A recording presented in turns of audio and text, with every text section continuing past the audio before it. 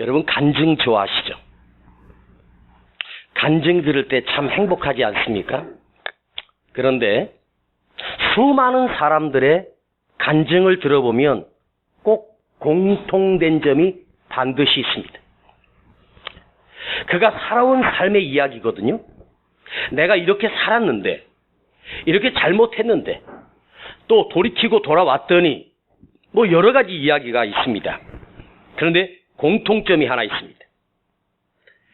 그 사람의 이야기가 내가 원했던 삶이 아니라 막히고 답답하고 또 때로는 가야 했던 길에 낭패를 당하고 실패를 만나게 되고 문제를 만나면서 그 인생길이 막혔다는 것이죠.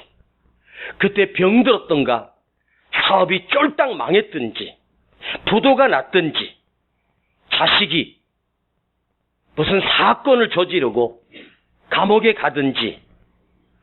그런데 놀랍게도 막혔고 좌절했고 병들었던 그 사건들이 지나고 나서 보니 이게 하나님의 은혜였구나.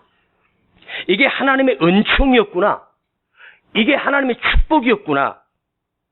그래서 고난이란 변장하고 찾아온 하나님의 축복이었다고 많은 간증하는 사람들이 말합니다. 만일 여러분들에게도 당신의 삶을 하나님의 은혜로 조명했던 일들을 간증하라면 내 생각대로 잘 풀리고 내 계획대로 잘 풀려서 이런 축복을 받았다는 간증은 단 한 편도 있을 수 없습니다. 반드시 하나님이 막으셨다는 거예요. 실패를. 여기 여러분이 나올 수밖에 없었던 사정 형편도 일이 잘 풀리고 형통하고 내 생각대로 뜻대로 됐다면 여기 앉아있을 사람 단 한 사람도 없습니다. 실패했고 병들었고 사건이 있었기에 내가 하나님을 찾게 됐고 주님이 그 길을 인도하셔서 오늘 여기 앉아 말씀을 듣게 된 것입니다. 만일 그때 생각해보면 만일 내 생각대로 그 계획들이 다 추진됐다면 내 생각대로 다 성공했다면 오히려 나는 완전히 실패자가 되지 않았을까? 그 성공했던 세상의 성공이 나를 망가뜨리고 그 세상에서 성공했던 그 사건들이 나에게는 무서운 독약이었다는 것이죠. 그래서 실패해서 울었던 시간이 아파서 병들어서 울었던 그 시간들이 오늘에 와서 감사의 기도 제목이 되었다는 것입니다. 자, 오늘 우리가 호세아서를 1장에서 3장까지만 묵상하고 있는데 벌써 10번째입니다. 목사님 생각은 올 연말까지 호세아서를 묵상해보고 내년 1월 1일부터는 또 새로운 주제를 가지고 한 해 동안 씨름하려고 계획을 하고 있습니다. 자, 2장 9절을 한번 보십시다. 자, 호세아서 2장 9절입니다. 한 목소리로 큰 소리로 읽습니다. 2장 9절 시작. 그러므로 그 시절에 내가 내 곡식을 도로 찾으며 그 시기에 내가 내 새 포도주를 도로 찾으며 또 저희 벌거벗은 몸을 가리울 내 양털과 내 삶을 빼앗으리라. 두 번이나 하나님이 주셨던 것을 내 백성에게 주셨던 것을 다시 찾고 빼앗고 다시 하나님이 주셨던 그 축복을 너희가 우상을 섬긴 것 때문에 너희가 내가 준 것 가지고 바알에게 나가 바알에게 헌물을 드리고 바알에게 그 물질을 드리는 그 모든 것을 하나님이 다시 빼앗으리라. 빼앗겠다는 단어가 두 번이나 반복되고 있습니다. 하나님이 주신 축복을 세상을 향해 쓰고 우상을 섬기는 데 사용됐다면 하나님은 반드시 빼앗아 건강도 빼앗아 가버린다는 말씀입니다. 그래서 우리는 물질이 넉넉함에 감사하는 것이 아닙니다. 이것을 누가 주셨는가? 한번 생각을 해보십시다. 주신 분이 하나님이시거든요. 하나님이 주셨는데 하나님께 향하지 못하고 하나님이 주셨는데 하나님께 감사를 드리지 못하고 자기의 욕심을 따라 섬겼기 때문에 하나님이 도로 빼앗아 가겠다는 거예요. 지금 아직도 남아있다면 감사해야 합니다. 다 빼앗아가지 않았음을 감사하십시오. 이 하나님이 내 삶에 개입하시는, 당신의 백성에게 개입하시는 이 놀라운 섭리가 있습니다. 두 가지를 말씀드리겠습니다. 오늘 첫 번째는 2장 14절입니다. 그러므로 내가 저를 계유하여, 자, 계유한다는 말은 깨닫게 하여, 생각나게 해서, 그리고 거친 들로 데리고 가서 말로 위로하고, 거친 들로 데려가서 거친 광야로 데려가서 거기서 위로한다. 자, 거친 들이 어디입니까? 광야입니다. 광야는 인간이 살 수 없는 곳입니다. 자, 아무것도 없습니다. 보호해줄 것도 없습니다. 먹을 것도 없습니다. 즐길 거리도 없습니다. 그야말로 괴롭고 힘든 사막 한가운데 나를 세우신 것입니다. 그런데 우리는 이 광야를 통과해야만, 이 광야를 통과해야만 반드시 성숙해지고 깊어집니다. 누가 우리를 거친 들로 데려가요? 하나님께서 나를 거친 들로 데려가서 아무것도 없는 곳에서 나를 거기서 만들어내신다는 거예요. 자, 그런데 여기서 함정이 있습니다. 인생이 험악한 인생을 살고 곤고한 인생을 사는 광야의 삶을 살았다고 해도 모든 사람이 다 성숙해지고 깊어지는 것은 아니라는 사실입니다. 오히려 광야를 만난 인간이, 광야를 통과했던 사람이 그 인간이 그 광야보다도 황폐해지는 것을 많이 봅니다. 광야가 나를 만들어내야 되는데 광야가 나를 오히려 더 망가뜨리고 알코올 중독자가 되고 방탕하게 만들고 비참하게 된 인생이 훨씬 더 많습니다. 광야를 통과했는데 헛고생한 거예요. 왠지 아십니까? 그 거친 들로 내가 살았는데 험악한 인생을 살았지만 그 인생에 남은 것은 험악한 성질, 험악한 본능만이 그 안에서 뚫고 나오죠. 반드시 광야가 나를 만들어내려면 하나님과 함께 걸어가는 광야를 통과해야만 된다는 거예요. 이게 중요한 사실입니다. 그 광야가 나를 만들어내는 광야가 되기 위하여서는, 위대한 광야를 만드는 광야가 되려면 반드시 하나님과 함께 가는 광야가 돼야 돼요. 이스라엘 백성들이 40년을 광야를 통과해요. 모세가 함께 간 것이 아닙니다. 하나님께서 이스라엘 백성과 그 광야 40년을 함께 통과하면서 그들이 드디어 가나안 땅에 들어갈 수 있는 성숙한 백성이 되어 들어가게 된 것입니다. 엘리야가 아방에 나가 내 말이 없으면 이 땅에 우로가 내리지 아니하리라. 비우자와 이슬로입니다. 비 한 방울 이슬 한 방울 내리지 아니하리라. 3년 반의 큰 대흉년이 왔습니다. 하나님께서 엘리야를 사르밧 과부에게 붙이십니다. 그 사르밧 과부, 사르밧 지역, 이방 땅입니다. 근데 사르밧이라고 하는 단어가 무슨 뜻인가 묵상해 봤더니 사르밧이라고 하는 곳이 용광로입니다. 용광로 아십니까? 녹슬었던 철들을 그 용광로에 집어넣어버리면 뻘건 쇳물로 바뀝니다. 그리고 그것을 철판을 만들 수 있고 부품을 만들 수 있고 자동차도 만들 수 있고 여러 가지로 틀에다 넣으면 그 쇳물이 그 형틀로 굳어져서 자동차가 되고 탱크가 되고 호미가 되고 연장이 되지요. 용광로에 집어넣습니다. 사르밧 지역도 큰 흉년으로 죽어가고 있습니다. 가장 비참한 가난한 여인, 과부인 사르밧 여인을 붙여서 하나님께서 엘리야를 성숙시키십니다. 만들어 가시는 거죠. 오늘 여러분 인생이 너무 힘들고 고통 속에 지내고 있다면 당신은 지금 반드시 광야를 통과하고 있는 중입니다. 하나님께서 나를 거친 들로 내모셨습니다. 그런데 중요한 것은 그 그 광야에서 홀로 가는 광야가 아니라 하나님의 인도하심을 받는 주님과 손잡고 가는 광야가 되어야 한다는 거예요. 믿음으로 이겨내고 기도하며 이겨내고 찬양하며 이겨내고 예배하며 이겨내야 그 광야가 나를 만들어가는 광야라는 말입니다. 제가 가끔 이런 얘기합니다. 쓸데없는 고생은 이해하고 들으십시오. 개고생. 개고생은 개고생으로 끝납니다. 아무 의미 없는 개고생입니다.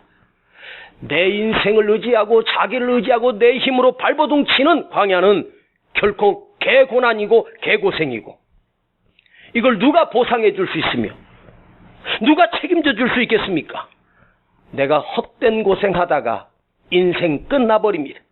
그러나 주님과 손잡고 가고 믿음으로 견디고 기도하며 울면서 견디고 말씀을 들으면서 견딜 때 그것은 개고생이 아니라 거룩한 나를 만들어 가시는 하나님의 놀라운 축복입니다. 내가 너희를 계유하여 깨닫게 해서 거친 광야로 데리고 가서 내가 위로하고, 광야의 특징은 아무것도 없기 때문에 하나님만 바라볼 수 있는 축복이 있습니다. 아무것도 볼거리가 없습니다. 그래서 볼 것이 없어요. 세상에 볼 것이 없으니까 하나님이 선명하게 보이기 시작합니다. 광야는 들려지는 것이 없습니다. 음악 소리도 없고 나를 신나게 하는 그런 것이 없습니다. 오직 하나님의 음성만 세미하게 들릴 수 있는 곳이 광야입니다. 그래서 고통이 찾아와야 하나님의 말씀이 들립니다. 제가 설교할 때마다 제 설교에 불평이 있던 집사가 있었습니다. 은혜가 안 된다는 거죠. 저는 매주 설교 테이프를 제작해서 전도용으로 사용했었습니다. 그 집사는 사업도 잘 되고 건강했습니다. 가끔씩 그 사무실에 가면 목사님 설교 좀 은혜롭게 좀 해주세요. 목사한테 그렇게 얘기하는 게 아니잖아. 그렇지? 목사에게 설교를 좀 은혜롭게 해달라 그러면 내 생각엔 그래. 야, 이렇게 은혜스러운 걸 은혜를 못 받는 네가 문제 아니냐? 이러고 싶은데 못하는 거지. 우리 까놓고 한번 얘기해 볼까요? 우리 매주마다 은혜 없는 설교가 어디 있어? 진짜로 은혜가 있지 않습니까? 저는요, 말로 설교하는 게 아니라 솔직히 말씀드릴게요. 난 가슴으로 설교해. 가슴과 가슴이 만나는 메시지. 제 기도 제목이래. 하나님, 입으로 설교하지 않게 해주시고 가슴으로 설교하게 해주시고 우리 성도들이 그 말씀을 가슴 깊이 느낄 수 있는 은혜가 있게 하옵소서. 내가 평생 살면서 제 설교에 은혜 없다고 그렇게 비판하는 사람 처음 봤습니다. 그런데 어느 날 그가 병들었습니다. 병원에 입원했습니다. 사형 선고를 받았습니다. 제가 그 병원에 병실로 홀로 지나가는 길에 들려서 그 집사님 기도해 주려고 병원을 들어가는데 병실 입구에 다가가는데 어디서 낯선 음성이 들립니다. 뭔 소리지? 어디서 많이 들었는데 놀랍게도 카세트에서 이은세 목사의 설교가 내 설교가 병실에서 틀고 있는 거야. 그런데 점점 다가갈수록 나는 나인지도 몰랐습니다. 왜? 놀랍게도 자기 설교를 자기가 들으면 이상하고 다른 사람으로 착각합니다. 병실 입구에 딱 들어갔을 때 이야, 나 저 목사님처럼 저렇게 설교 좀 잘했으면 좋겠다. 너무너무 멋지더라고. 난 줄도 몰랐어. 그랬는데 딱 들어갔는데 그 집사가 누워서 그 설교를 듣고 있는데 눈물을 질질 흘리면서 설교를 듣고 있는 거야. 은혜 없다는 그 사람이. 와, 그 설교 테이프의 설교는 제가 가서 집사님 그러니까 깜짝 놀고 목사님 오셨냐고. 뭐 하고 있어요? 목사님 말씀이 너무너무 은혜스러워서 감격해서 은혜 받고 있어. 눕혀놓으니 말씀이 들리는 거야. 은혜가 되는 거지. 아무것도 의지할 곳 없는 곳.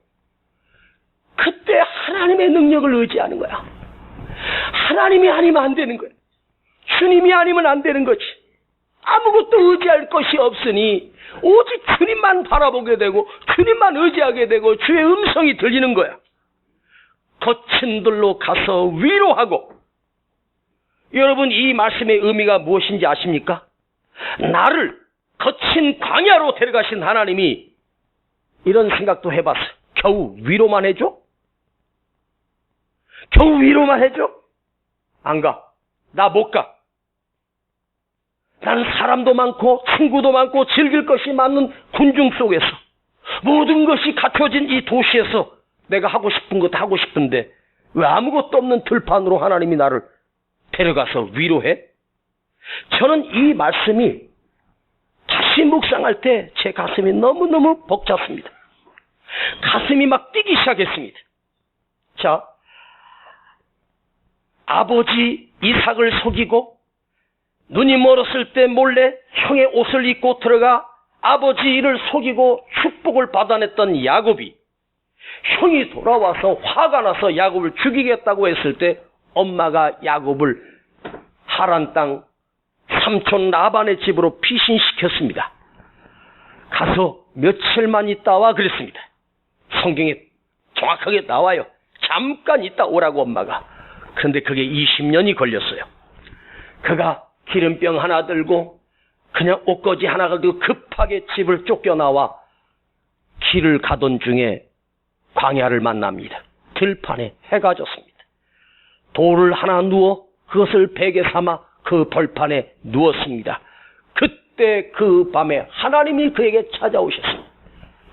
하늘이 열리면서 하늘과 땅이 사닥다리가 놓였고 천사들이 오르락내리락하는 환상을 보여주시고 하나님이 야곱에게 이렇게 말씀하십니다. 내가 너와 함께 있으리라. 네가 어디로 가든지 너를 지키며 너를 이끌어내어 이 땅으로 다시 돌아오게 할지라. 내가 내게 허락한 것을 다 이루기까지는 너를 떠나지 아니하리라. 와, 이 음성을 들었습니다. 그런데 저는 이 음성을 야곱이 엄마 품에 살 때도 반드시 하셨을 것입니다. 그런데 야곱이 못 들었습니다. 아니, 안 들렸습니다. 왜? 나를 지켜줄 가정이 있고 나를 지켜줄 친구가 있고 부모가 있고. 그런데 홀로 광야에 내팽겨졌을 때 이 하나님의 말씀이 선명하게 들립니다. 야곱이 어디서 하나님을 만나요? 거친 들에서. 야곱이 어디서 하나님의 음성을 들어요? 거친 들판에서. 광야에서 말입니다. 여러분이 지금 지쳐있고 병들어 있고 가슴 아픈 일이 있다면 오늘 강단에서 선포되는 이 하나님의 말씀이 진정한 위로가 되기를 축복합니다. 거친 들로 데려가서 나를 위로하신다. 하나님의 위로는 모든 것이 갖추어진 곳에서가 아니라 병들었을 때, 실패했을 때, 고난을 만났을 때 그 하나님의 말씀이 들린다는 거지. 이게 축복입니다. 아무것도 의지할 것 없습니다.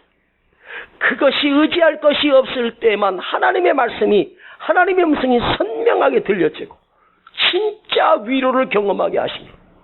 여러분, 사람의 위로는 사람의 위로로 끝나. 사람의 위로는 진짜 아무 쓰잘데기 없는 것 같아. 그런데 하나님의 위로가 진짜 위로야. 하나님의 말씀으로 만지는 것은 능력이 있기 때문입니다. 여기서 하나님의 위로라고 하는 것은 말로만 위로하는 것이 아닙니다. 이 단어는요, 내 삶의 전체를 하나님이 책임져 주신다는 뜻이에요. 하나님이 만들어 가신다는 거예요. 할렐루야. 그래서 하나님이 때로는 내 삶을 막으시고 오해를 통해서 친구들이 다 떠나가게 하시고 실패를 통해서 재산을 잃어버리게 하시며 병들게 하심으로 나를 거친 들로 하나님이 데려가십니다. 하나님이 내가 너를 거친 들에서 너와 내가 만나자.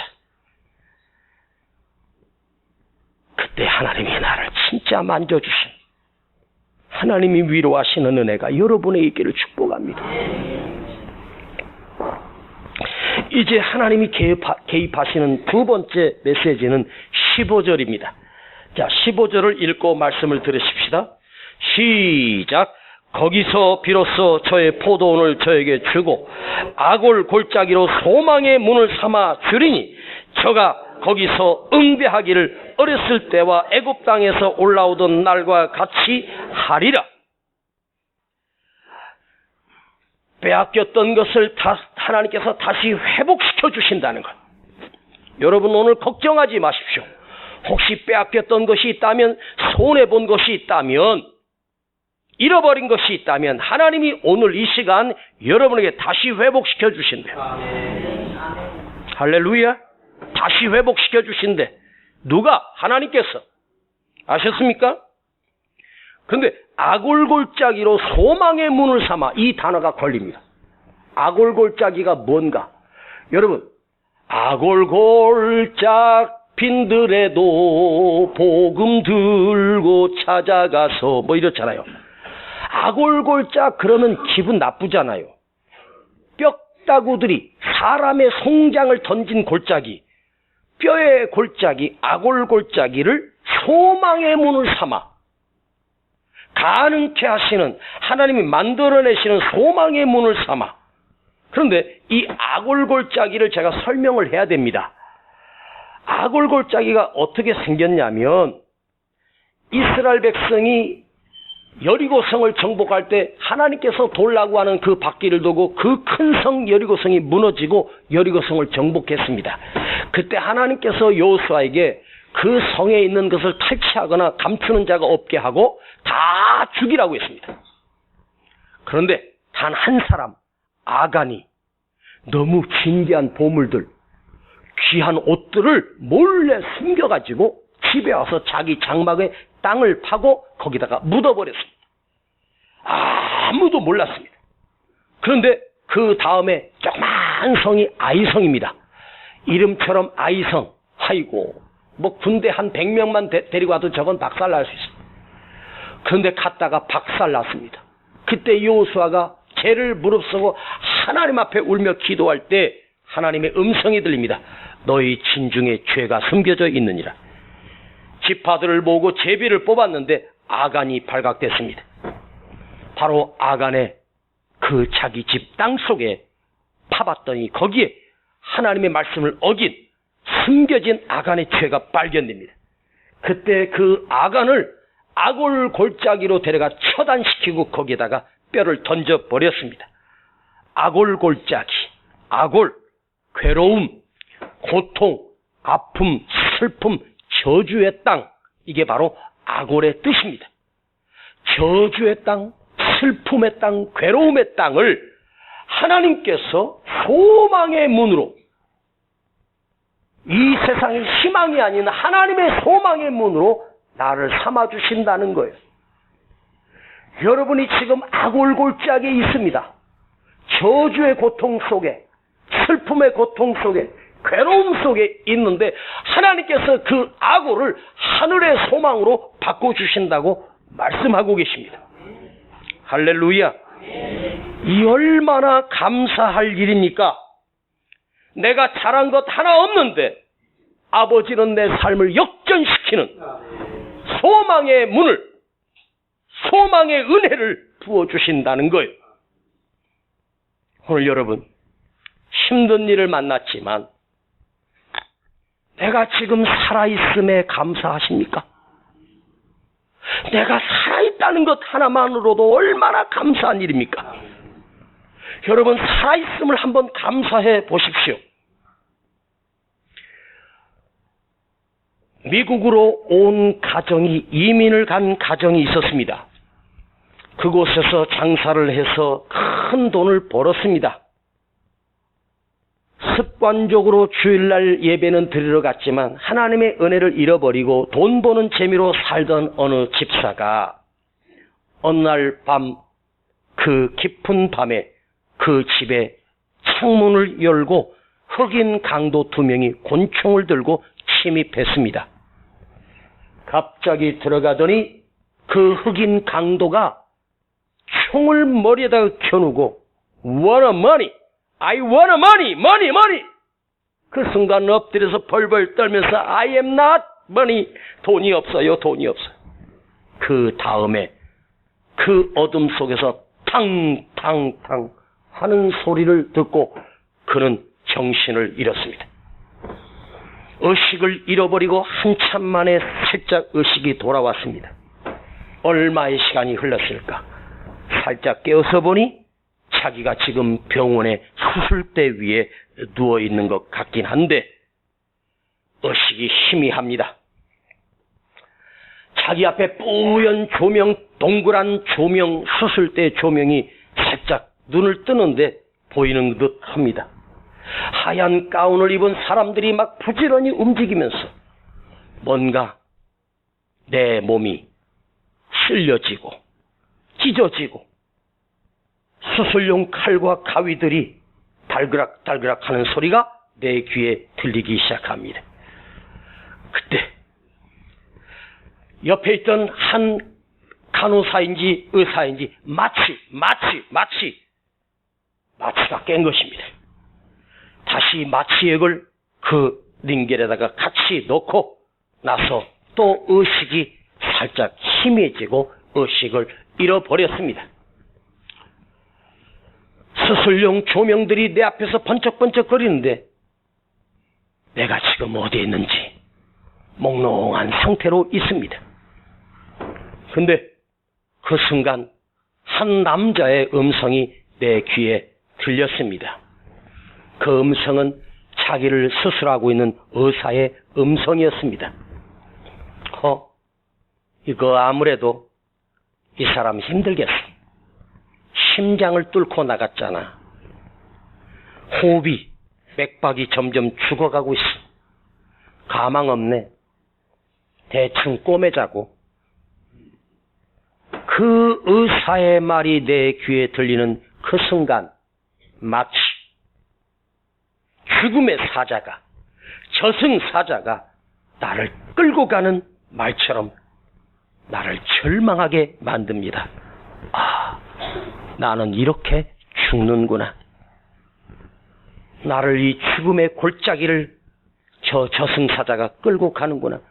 너무 큰 절망을 느꼈습니다. 그 순간 나는 이렇게 죽는구나.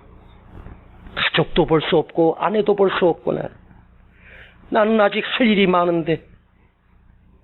그리고 다시 마취액으로 정신을 잃었습니다. 얼마의 시간이 흘렀는지는 모릅니다. 죽었다고 생각했었는데 갑자기 내 귀에 작은 소리가 들려옵니다. 흰 가운을 입은 의사가 이렇게 말합니다. 이 사람 살겠는데? 의식이 다시 돌아오고 있잖아. 이야, 기적이다. It's miracle. 이건 기적이야. 어떻게 살았지? 이런 말이 들려옵니다. 그 말은 나에게 하나님의 음성이었습니다. 그 말은 나에게 천사의 소리였습니다. 주님의 음성으로 들렸습니다. 살겠는데? 이건 기적이야. 살 수 없는 사람인데. 그는 총을 가슴에 2방이나 가슴에 맞고도 극적으로 수술해서 기적으로 살아난 것입니다. 내가 스스로 자가호흡할 수도 있고 스스로 숨을 쉴 수 있는 사람이 됐습니다. 그리고 눈을 뜨고 사랑하는 아내를 얼마 시간 뒤에 내 병상에 누운 나를 찾아와 내 손을 잡아줍니다. 자식들이 찾아와 아빠 부르고 있습니다. 내가 50년을 살면서 처음으로 살아있음을 그 병상에 누워서 눈물로 감사를 드렸습니다. 그리고 2달이 지났습니다. 그는 건강한 몸으로 병원에서 퇴원해서 교회를 나와 예배를 드립니다. 감사 헌금 봉투를 준비하고 사업을 내서 번 돈으로 큰 적금을 넣어서 집을 사려고 적금을 10년을 넣었던 그 적금을 깨트려서 봉투에 넣었습니다. 10년을 적금을 모았으니 얼마나 큰 금액이겠습니까? 그것을 $10,000짜리로 바꿔서 봉투에 다 집어넣고 그 감사헌금 봉투에다가 이렇게 썼습니다. 주님, 다시 살려주셔서 감사합니다. 주님, 다시 살려주셔서 감사합니다. 라고 이렇게 봉투에 적었습니다. 그리고 그것을 하나님께 감사 예물로 드렸습니다. 사랑하는 여러분, 단 한 번만이라도 여러분의 인생을 사시면서 내가 숨을 쉬고 있다는 것에 대하여 감사해 보신 적이 있습니까? 여러분이 50년을 살았던 70년을 살았던 80년을 살았던 여러분이 지금 심장이 뛰고 있고 숨을 쉬고 있고 내가 지금 살아있다는 것 자체 하나만으로도 여러분 감사해 보신 적이 있습니까? 오늘 여러분이 비록 병들었지만 몸이 쇠약해졌지만 내 두 발로 성전에 걸어 나와서 지금 앉아서 예배드리고 있다는 사실에 대해서 단 한 번만이라도 감사해 보신 적이 있습니까?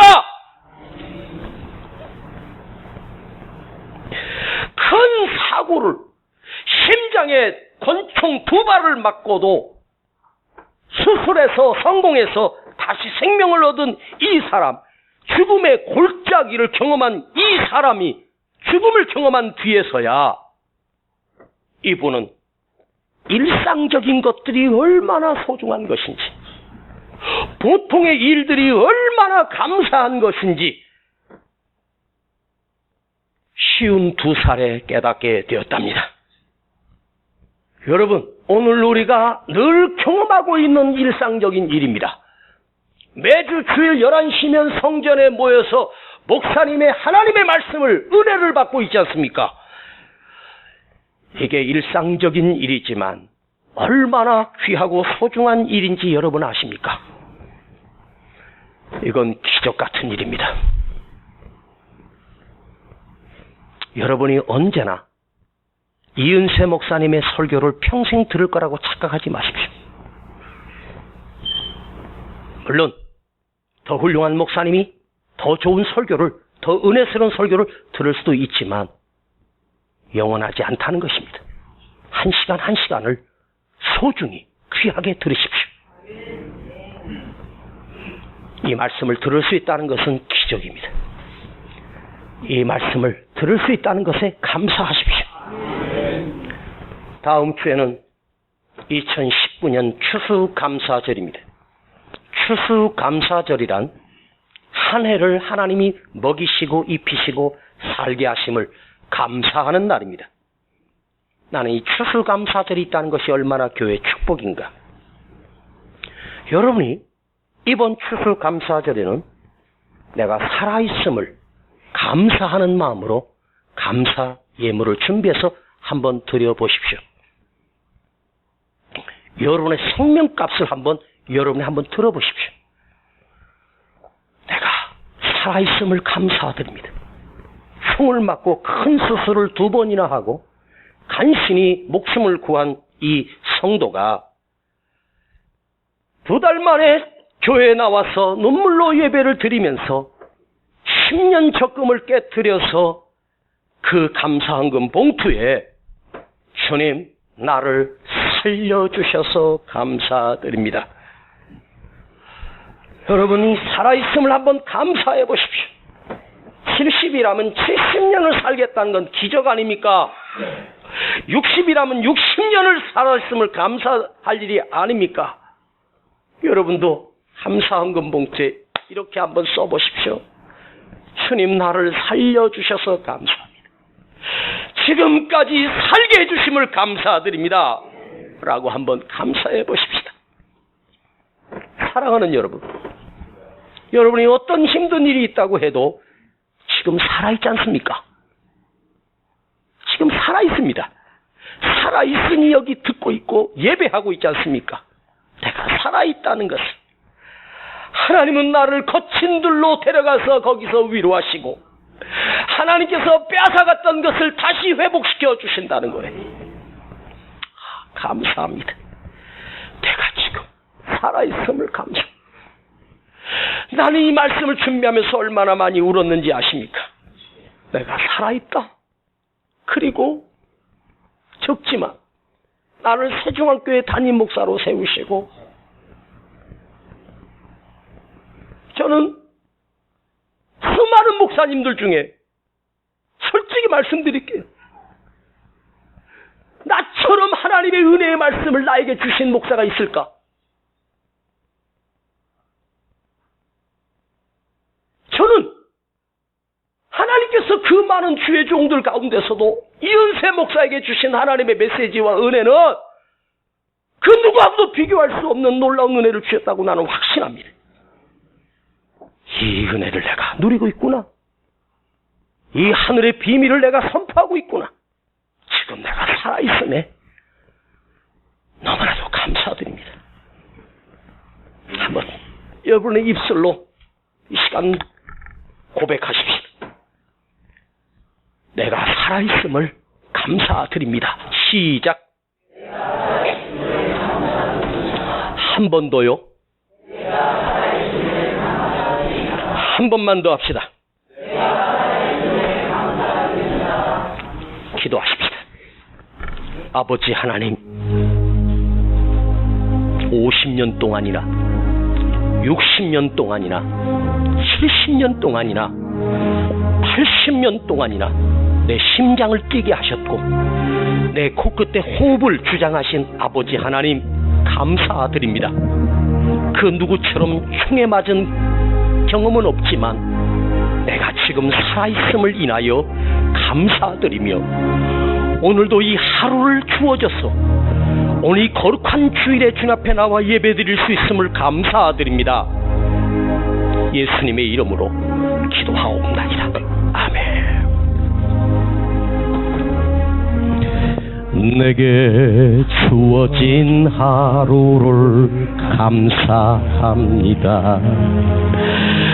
내게 또 하루를 허락하심을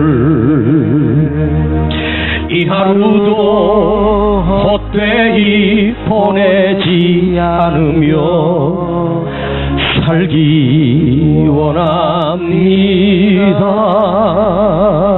우리 먼저 예물 드립시다.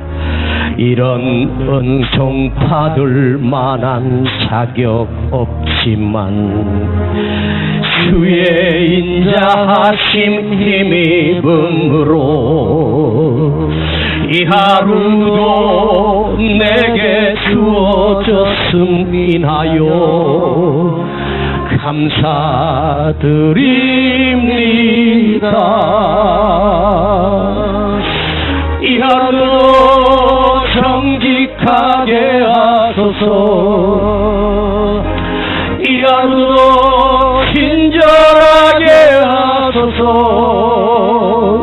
내가 만나는 모든 사람들에게 자비를 베풀게 하소서. 다 같이 일어나십시다. 2절은 제가 부를게요. 내게 주어진 하루를 감사합니다. 내게 또 하루를 허락하심을 즐거운 일이든 혹 슬픈 일이든 감사드립니다. 비록 이 하루가 나를 울린다 해도 원망의 맘 품지 않을 이유는 나의 주님 이 모든 일을 주관하셔서 선을 이루시라. 큰 소리로 이 하루도 평화롭게 하소서. 이 하루도 강건하게 하소서. 험한 폭풍이 몰아치는 중에도 평강을 누리게 하소서. 이 하루도 성실하게 하소서. 이 하루도 순종하게 하소서. 나의 마음을 아프게 만드는 이들에게 은총을 베풀게 하소서. 내게 주어진 하루를 감사합니다. 내게 주어진 하루를 내게 또 하루를 허락하심을 내게 또 하루를 즐거운 일이든 혹 슬픈 일이든 하루도 헛되이 보내지 않으며 살기 원합니다. 내게 주어진 하루를 2절 내게 주어진 하루를 감사. 내게 또 하루를 허락하심을 내게 또 하루를 즐거운 일이든 혹 슬픈 일이든 즐거운 일이든 혹 슬픈 일이든 감사드립니다. 감사드립니다. 비록 이 하루가 나를 울린다 해도 이 하루가 나를 울린다 해도 원망의 맘 품지 않을 이유는 나의 주님 이 모든 일을 주관하셔서 선을 이루십니다. 선을 이루심이라. 이 하루도 평화롭게 하소서. 강건하게 이 하루도 강건하게 하소서. 험한 폭풍이 몰아치는 중에도 평강을 누리게 하소서. 이 하루도 성실하게 하소서. 이 하루도 성실하게 하소서. 아멘. 이 하루도 순종하게 하소서. 나의 마음을 아프게 만드는 이들에게 은총을 베풀게 하소서. 오늘 이 시간 우리가 기도합니다. 여러분의 입술로 주님 내가 살아있음을 감사드립니다. 내가 호흡할 수 있고 지금 숨을 쉴 수 있고 살아있음에 여러분 한번 감사드립니다. 아버지 하나님 감사합니다. 오늘 우리를 살려주셔서 감사합니다. 내가 오늘 살아있음을 감사드립니다. 우리 함께 기도합니다. 주여 아버지 하나님 감사합니다.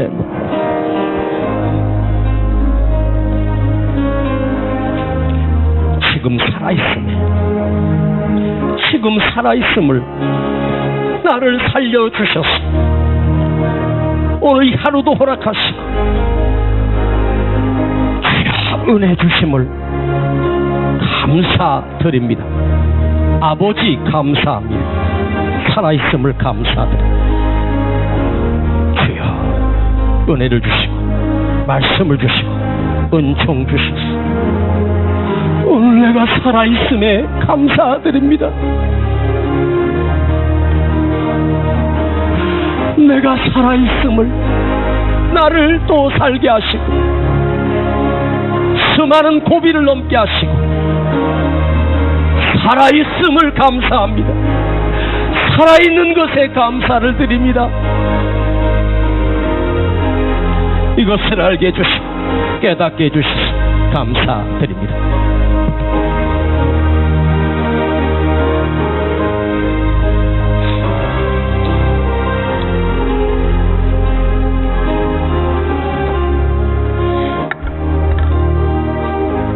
아버지, 살려주셔서 감사드립니다. 이 보통의 일들이, 일반적인 일들이 얼마나 귀하고 소중한지 알게 해주셨습니다. 내 코로 호흡할 수 있는 것이 얼마나 큰 은혜며 능력이고 축복임을 알게 해주셨습니다. 아버지, 감사드립니다. 여기 예물 바칩니다. 아버지 하나님, 이 드림이 아버지가 받으심을 믿습니다. 주님이 은혜 주셔서 축복하셔서 드릴 수 있었습니다. 아버지 하나님, 다음 주 우리가 추수감사절 예배에 진정한 감사를 드리기를 원합니다. 살아있음을 감사하는 우리가 되게 하시고 나를 살려주셔서 감사합니다. 우리가 아버지 앞에 생명을 드림으로 드릴 수 있도록 은혜를 주시옵소서. 지금은 우리 주 예수 그리스도의 은혜와 아버지 하나님의 극진하신 사랑하심과 성령님의 감화감동 충만 내재 교통하심이 오늘 이 하루도 살게 해주시고 우리를 수많은 고비와 위험에서 다시 살려주심을 감사하며 드린 우리 모든 성도들 그 머리 위에, 가정 위에, 자녀들 위에, 그 기업 위에 이제로부터 영원토록 함께 계실지어다. 아멘.